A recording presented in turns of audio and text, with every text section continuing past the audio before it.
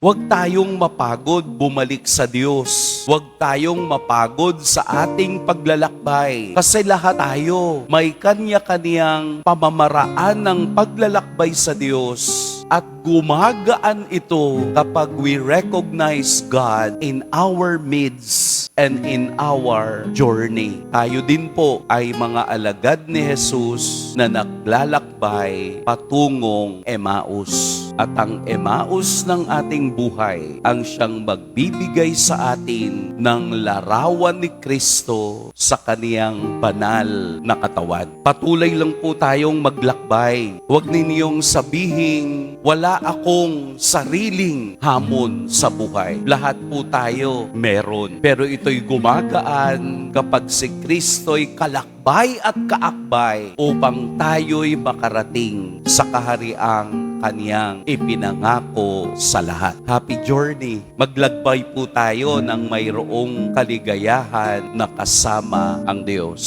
Amen. Mag-iingat po kayo ngayong araw. Pagpalain tayo ng poong may kapal.